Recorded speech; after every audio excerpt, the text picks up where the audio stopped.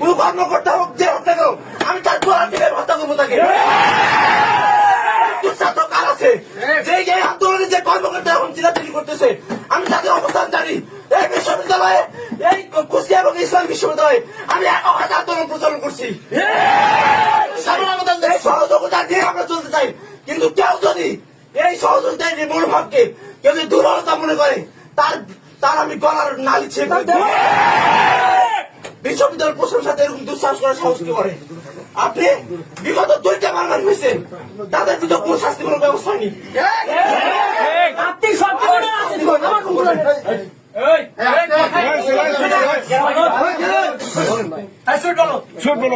আমার সব কথা হচ্ছে এই কথাগুলো আমরা জানি, কিন্তু আজকে আমবাগান থেকে যেভাবে দেখলাম এটা আমাদের জন্য খুবই লজ্জাজনক। এই বিশ্ববিদ্যালয়ের জন্য খুবই অপমানজনক ঘটনা।